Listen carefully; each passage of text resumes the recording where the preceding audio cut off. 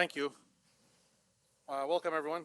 As Terry was saying yesterday, we talked about Ipmx in our first session. That presentation really covered some of the interesting networking options that are possible with Ipmx that build on what we can do with SMPTE but add some new useful models. Now we're going to look at a few other aspects of Ipmx and other ways that we expanded SMPTE So our session today is to explore some enhancements that deal with things such as RGB content, Infoframe and EDID, protected content, and a few other things. So SMPTE was designed to help migrate SDI infrastructures to IP. The main technical features in the VSF TR03, so the VSF is the Video Services Forum. TR03 is just a set of technical recommendations, and this is what became SMPTE when it was standardized by SMPTE. So in TR03 or SMPTE we're dealing with video formats that are YUV 422 10-bit. The audio, as Andreas was just presenting, was based on AES23. The metadata is SDI ancillary, and synchronous signals are on the network. We're using PTP, and the sources that are being converted to IP are locked to the house sync. And Andreas also briefly touched on some system-level additions after SMPTE was published to help with building out the system itself. So in order to help with network configuration and registration and connection management, things like NMOS and TR1001-1 really helped provide some useful guidance to build out systems. So the next step was to broaden beyond just the SDI infrastructure. And Ipmx was really designed for expanding the media types and the network types that could borrow all of the best practices that were in the SMPTE and NMOS specifications. And so what's in Ipmx? So it's still the Video Services Forum, the same group that built out TR03 that became 2110. So they just kept at it, and there's a new set of technical recommendations that are on the VSF website for public consumption. It's called VSF TR10.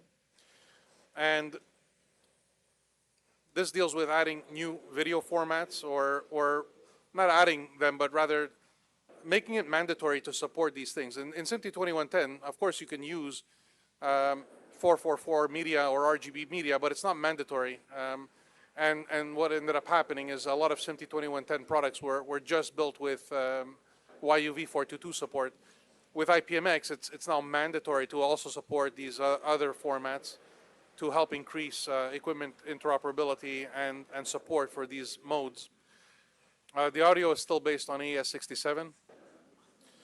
Some additional metadata was added, so to deal with things like Infoframe and EDID management, and we'll see a picture of that in a few short slides. HTCP was added. HTCP protected content.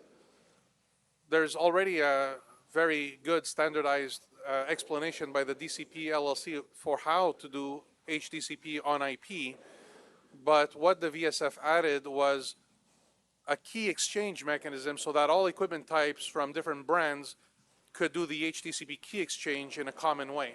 So this is called the HTCP key exchange protocol, super useful for being able to mix different products with protected content. More networking modes were added, which we'll cover a little bit, but this was covered in detail yesterday as well if you want to download yesterday's presentation. And of course, NMOS, which came after SMPTE is just mandatory in Ipmx since it was out and published. You know, that's a requirement for Ipmx. So let's do a little bit of a comparison. Ipmx VSF TR10 versus SMPTE VSF TR03, which is more mature now. So if we look at what's already published materials, you know, both of them support uncompressed media. In 2110, that's SMPTE 2110-20 for video. In Ipmx, uncompressed media is supported, and it's compatible in formatting with SMPTE 2110-20. SMPTE 2110 also deals with compressed media. It's defined as constant bitrate, and that's SMPTE 2110-22. What's a popular example of a codec that gets used that is compliant with -22 is JPEG XS, for example. So that type of compressed media is also supported in IPMX as well. I put this under SMPTE 2110. It's not a part of 2110, but 2022-7 that deals with link redundancy and seamless switching. This is popularly used together. So this also can be used with IPMX. That type of redundancy is available in both worlds. And 2110 networking is using the precision timing protocol.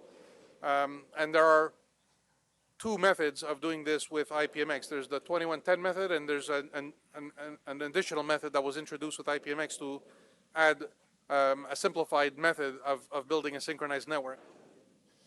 So let's look at some of the places where they start to differ a little bit. So NMOS, this is something that came after 2110, but is very commonly used with 2110. It's quite popular to see 2110 and NMOS used together, but it's optional, it's not mandatory. Whereas with IPMX, NMOS is mandatory. Support for asynchronous networks it's possible with SMPTE 2110, but it's not widely supported. With IPMX, this is a mode that your product must support. So you have to be able to work with asynchronous networks. Support for asynchronous sources, again, with 2110, it's not a problem. You can do it, but it's not obligatory.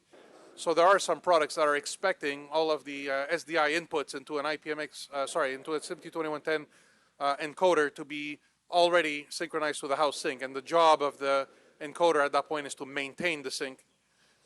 So with IPMX, support for asynchronous sources is obligatory. You have to be able to support them. Support for YUV and RGB content also with 2110. These are things that are possible but not popularly used and not obligatory. And IPMX makes it mandatory, and we'll see a few pictures as to why. Some additional comparisons. So things that are not supported by 2110 are hot plug event detection such as EDID for IT signals and consumer electronic signals like HDMI. There's no HDCP in 2110. Both these are addressed in IPMX, so support for IT and consumer electronic signals is greatly augmented with IPMX, and the support for protected content is as I said, greatly facilitated through the addition of the HDCP key exchange protocol. And SMPTE 2110 relies on a specialized PTP networking combination of specifications, and those specifications end up requiring specialized equipment. There's a very high level of synchronization auditing on the network, so the devices communicate extensively with the switch to maintain the sync and keep checking that the sync is there. With IPMX, this is possible. You can work with that level of sync, but it's so onerous that it also gets relaxed, and it is possible to build networks with no PTP as well as networks with PTP, but in a different method that makes it a little bit easier, and also possible to use standard switches instead of very specialized switch equipment. And there's some more roadmap work being done by the Video Services Forum, so things are that are being added this year in the next few weeks are there's already documents that have been released for support for variable bitrate compression, and this opens the door for codecs that use high compression like HEVC and H.264 and other mezzanine codecs that are interbased. So just making it more flexible what kind of compression can be used. And on the roadmap, there's other topics such as USB and PTZ controls. So looking at a picture, obviously IPMX offers direct compatibility for media with some of the 2110 equipment in the market and network types. So I don't know if you can see from this image, but the two leftmost modes, the uncompressed and the constant bitrate compressed, in the SMPTE 2110 world, these are popularly 422, and other color spaces are optional. With Ipmx, uncompressed is supported and constant bitrate compressed is supported, but the signals also must support RGB and 444 content as well. So they're guaranteed to have, if you have a product that's Ipmx, guaranteed to have the support for those additional color spaces as well. And you see there's some more profiles being added. These are not going to have direct compatibility with 2110, but will nevertheless have very useful functionality for different networks and different purposes. So high compression options and additional mezzanine codec options. So let's look at some examples. So this is what the VSF TR3 dealt with first. So all of the sources were expected to be synchronized by the house sync, and the job, as I said, was to maintain this synchronization when converting to IP. So whether the sources are SDI being converted to IP or native senders that are locked to the PTP of the network, you know, the network is expected to do a very, very good job maintaining synchronization at scale. So Ipmx supports that, but it also supports this. You know, if you just have a regular network and you want to be able to support, you know, sources that timing-wise are not really making a job to synchronize with each other, you know, this is also perfectly fine in Ipmx. And whether you're converting to Ipmx from baseband or using native sources, this is supported by the Ipmx specifications. So what about the expanded signals? So, you know, the consumer electronics cables and the IT cables are designed to be a little bit more user-friendly. So, you know, you have a negotiation that takes place between devices. Like if you're looking at this picture, you see the laptop and the monitor have a little bit of an exchange with each other and negotiate a resolution. So that's why you get some plug-and-play behaviors with these products, and you can just, you know, connect the output of a PC to a monitor and light it up without an effort. Moving this over to IP, this is something that Ipmx dealt with agnostically, where the EDID information and the infoframe could be negotiated between the source and the destination even through an IP connection.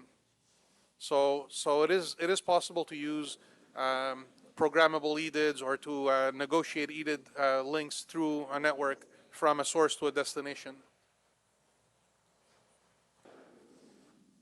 Another comparison is on the color space. So in 2110, as I said, it was 422 10-bit, ideal for motion video, and that doesn't change. That's still, you know, very, very ideal for this type of content. So Ipmx keeps that, but adds, you know, the support for RGB and YUV, because, you know, sometimes the content is not ideal for the compression to the color space using the 422 mechanism. If you're going to have high frequency content where you have, let's say, an Excel spreadsheet where there's a white cell followed by a thin gray line followed by a white cell, well, oftentimes that gray line in between can disappear using that kind of color space compression. So sharp text, fine lines, things like that are harsh with the 422 color space compression, but with 444 or with RGB support, you know, you can maintain that color space integrity and support, you know, things like digital signage where you're mixing, you know, live video windows with portions of an image that are more text-based and more high-frequency content, or spreadsheets or other types of desktop PC content. And as I said earlier, Ipmx supports protected content between different product types and different brands. The HTTP key exchange protocol is there to help different brands negotiate the key exchange. So there's a lot of key exchanges that get done in a link like this. The HDCP sources have to exchange keys with a transmitter. The transmitter has to negotiate with a receiver. The receiver has to negotiate with a display. In order to have a proper, valid, protected content pathway to all of the devices in the chain, that's what the HDCP key exchange protocol addresses and defines, how exactly this key exchange mechanism is done on an IP-based network. But what it leads to is a very nice ability to mix and match different things from different makers, software and hardware based, that allow you to better leverage protected content on IP networks. And another major change, this was covered in yesterday's presentation, is although Ipmx can work exactly similarly to SMPTE 2110 products on a 2110 network or a 2059 network, what was added is support for two other methods. One is a standard network with no PTP, and another is a PTP method that is handled where it's the Ipmx endpoints, whether they're software or hardware-based endpoints, plus the NMOS controller. Just those devices can resolve the sharing of timing information with each other, not involving the switch to help propagate the timing information to all of the devices on the network. So there's two major things to take away about that networking option. One, the level of PTP synchronization verification intensity is diminished by a factor of 32x, so it's a lot less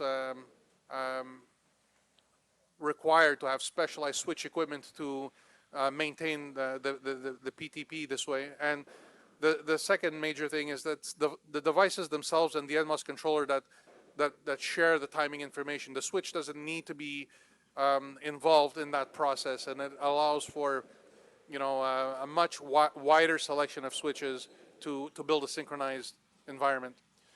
So there's a lot of examples of where this is already in strong demand. I'll share a few.